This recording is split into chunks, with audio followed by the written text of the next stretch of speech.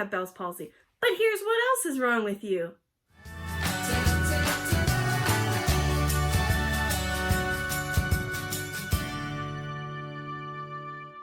Hey guys, welcome to my very first story time. Before we get started, I want to remind you guys to subscribe to my channel so I know you're here. I'm having so much fun working on these videos and I want to keep doing them. So subscribe, like, comment, do all the great stuff. Also, before I get started, you can see by the title you know what this video is about, but I want to do 2 disclaimers. 1, I'm not a doctor.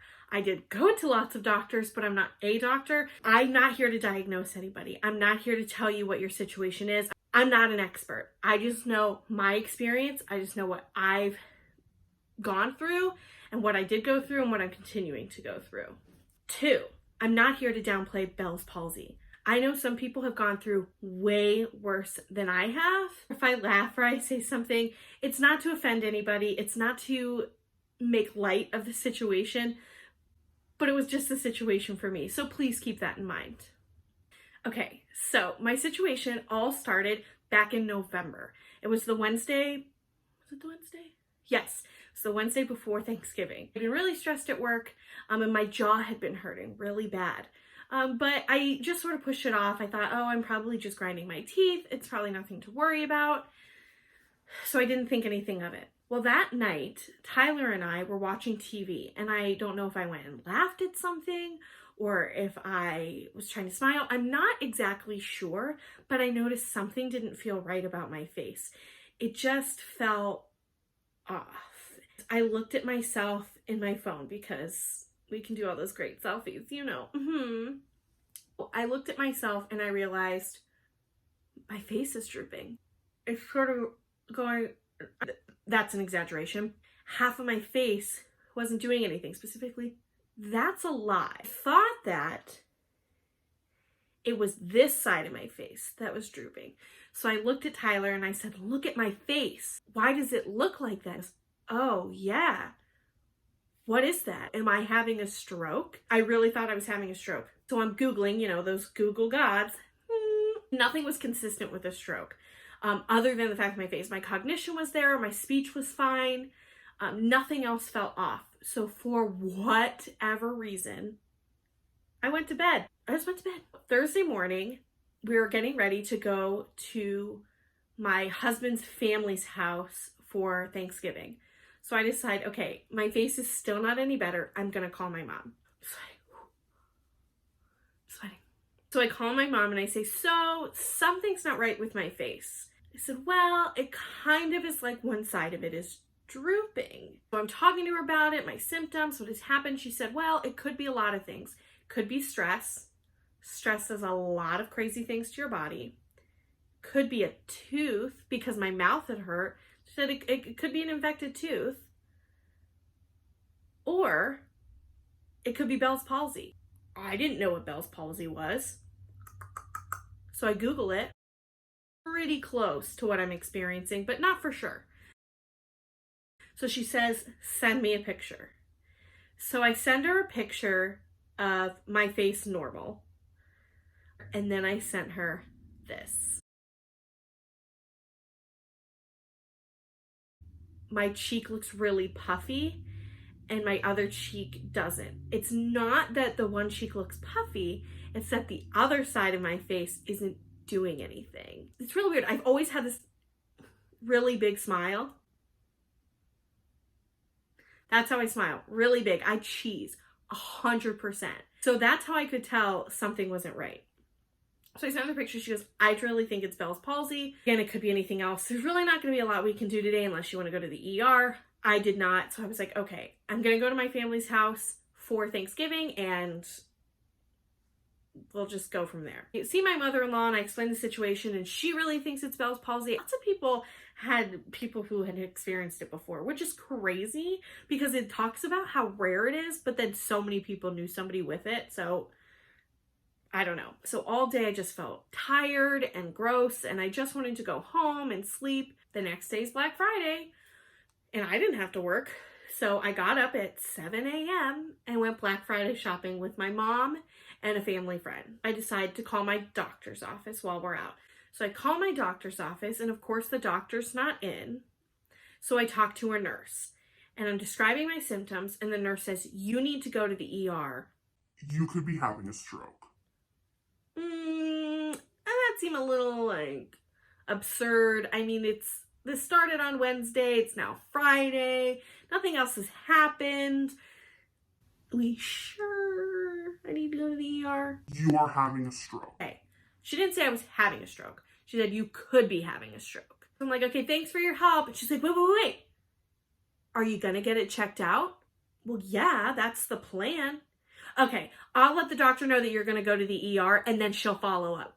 Which she didn't follow up, by the way, which is fine because I'm fine, but like, so we decide we're gonna go to Stat Care, which was so weird because we were there and there was another girl named Marissa there. It was so bizarre.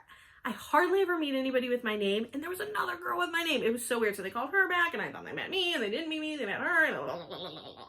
It was a whole thing. The doctor's like, yeah, I'm pretty sure it's Bell's palsy. And she says, have you ever had a cold sore? I mean, probably. It's not something I like take notes about or write in my journal.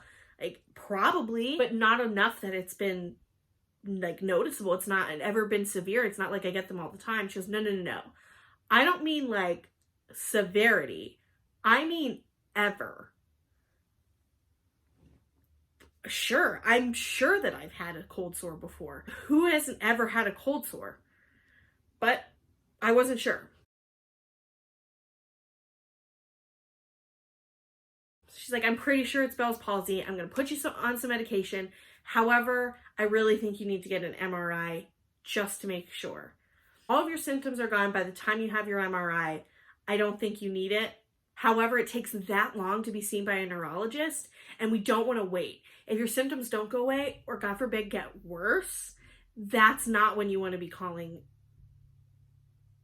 the neurologist. That next Monday, I called the neurologist, I set an appointment, and taking my medication, not much change. And I set an appointment for like 2 weeks later. Was it 2 weeks later?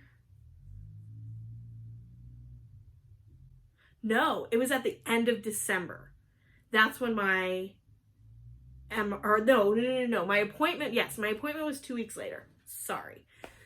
So by the time I have my first appointment, it's pretty much gone. It's still there, but so I meet the neurologist, super nice guy. He agrees. He feels like it's also Bell's palsy, but he still wants an MRI. So we scheduled the MRI for 2 weeks later at the end of December. Meanwhile, I don't know if you guys have ever experienced Bell's palsy or know somebody who's experienced it. However, it's really hard to teach your body and your face to do things when it's not doing it. So like eating on Thanksgiving was really hard. Things kept falling out of my mouth. On that next Friday, we went and had pasta and I had to like cover my mouth because things were like falling out. One day at work, some guy thought I was winking at him. I wasn't winking at him. It was just how my face was reacting, because when you have Bell's palsy, sometimes your eye doesn't close all the way. That's why some people wear an eye patch. I didn't wear an eye patch. I considered it, but then I felt like that was sort of overkill. Turns out I probably should have gotten the eye patch. But I did get eye drops because it can really dry out your eye because you're not blinking the way that you're supposed to. I did get eye drops, didn't get an eye patch, although really missed that opportunity because who doesn't want to be a pirate? The time comes for my MRI. Pretty much all the symptoms are gone, but the neurologist I saw 2 weeks before said, even if all your symptoms are gone, you should really still have the MRI just to be sure. Okay.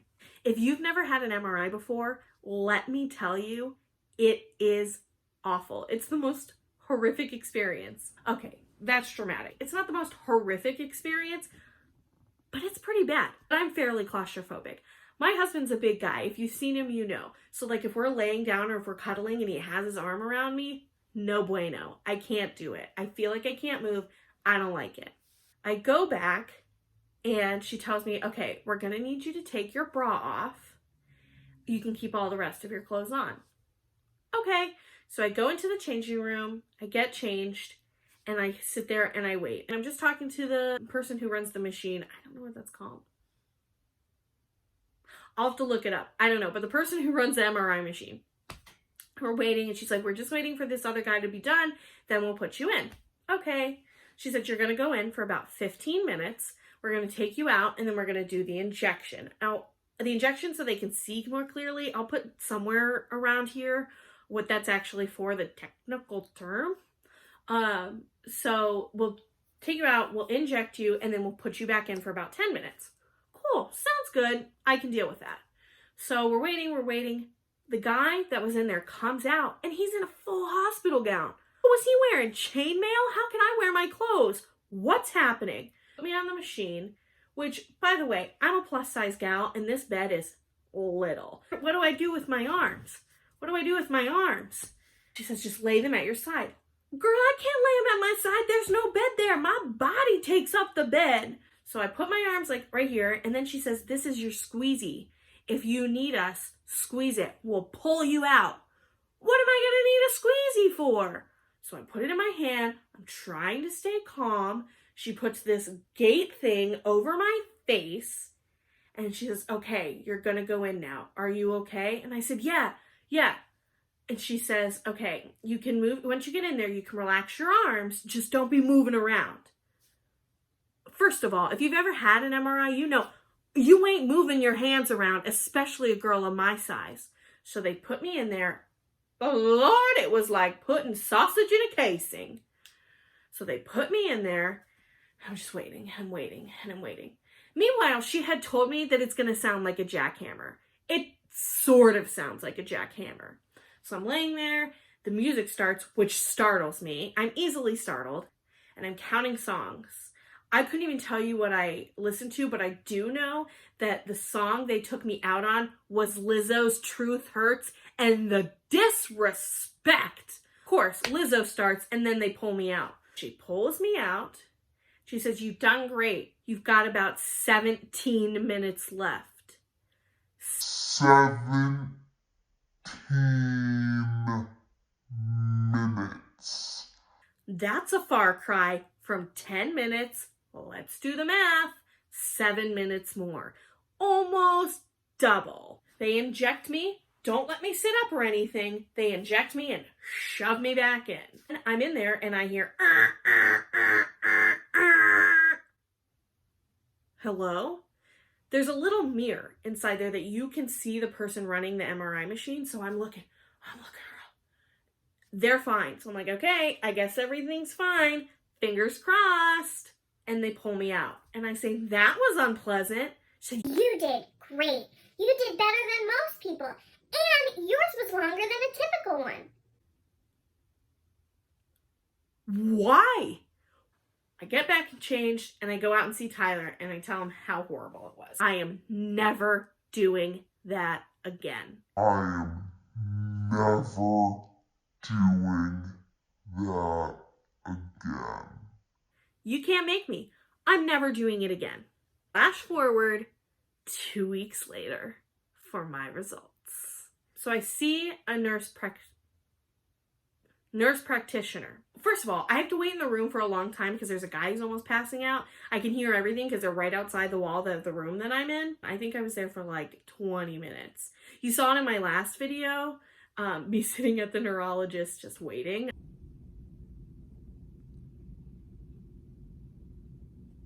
So at this point, all my symptoms are gone.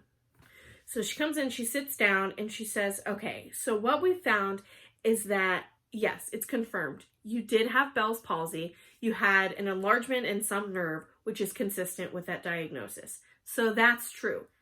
However, there's something else I want to talk to you about. I'm saying the whole time, I'm going to go in for my results of my MRI, and they're going to say, yeah, you did have Bell's palsy. But here's what else is wrong with you. It's not anything severe or to be worried about, but I want you to be aware. Okay. I have what is called an Arnold-Chiari malformation. Don't know if that's how you say it, but that's what it is. Right here. So, basically what that means, and again, I am not a doctor. Basically what that means is that the base of my brain, where it connects to my neck, my brain droops down. Here's a picture of a normal brain. And here's a picture of what my brain looks like. Now, this isn't my exact brain, but this is an example. This is Google's example. So that's what my brain looks like. Now, basically what that means is that my brain is dropping down too far, and it's right where it is by my spinal cord. So if that continues to drop or continues to enlarge, there's only so much room, so it could cause even more problems. Now, she didn't go into detail on what it could cause, but you gotta feel like it's not gonna be good, right? She says, do you have a lot of headaches? No. I mean, I do, but like any person would. Not enough that it's concerning. So she says, okay, that's really weird, because normally with people with this diagnosis, they often suffer a lot of headaches. I don't.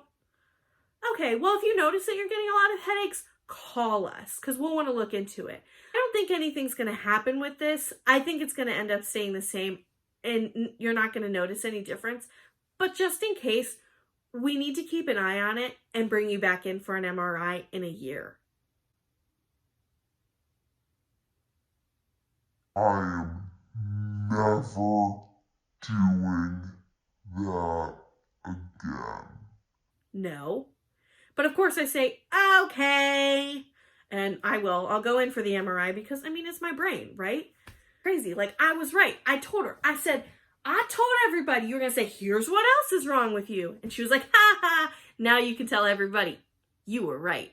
I was right. There is something wrong with my brain. It's not something to be worried about. She's not concerned about it. I'm not really concerned about it. But there is a thing, right? But then I told her, how often do you really get somebody that has a perfect brain? Haha, she laughs it off. I want to know, how often do you have somebody with a normal brain? Now, she says that this thing that I have is actually fairly common. They see it in a lot of people, and she thinks, what does she call it? It was a more than likely an incidental finding, which basically just means that, like, they found it because they were in there looking for something else, which is what happened. But like, there's no reason that they should have been looking for it, because I wasn't having any symptoms that would be consistent with it. But nonetheless, it's interesting that I have something wrong with me. So that's it, you guys. That's my story with my Bell's palsy. I'm convinced, by the way, that it is a result of Lyme disease. Again, I know Lyme disease is nothing to joke about, but years ago, I got bit by a tick and it started to grow. Like, it looked like a baseball shape. I'll insert pictures here if I still have them. And then they thought, oh, you have Lyme disease. So they started treating me for Lyme disease, and they tested it, and it came back negative. And they said, you don't have Lyme disease. However, I'm convinced that they're linked, because I consulted the Google gods, and they say that Bell's palsy can result from Lyme disease. I'm not saying that's what's happening or what happened. I'm just saying there's a connection. I think there's a connection. Again, I'm not a doctor. So again, that's it. That's my story with Bell's palsy. I hope you enjoyed this story time. I'm going to do another story time soon. It's going to be how I got stuck in Cleveland because of the wrath of Taylor Hicks. So, thanks for watching. Again, subscribe to this channel, like this video, comment down below if you've ever had a situation like this or if you've known anybody with Bell's palsy. Thanks so much for watching. Love you guys very much. Bye!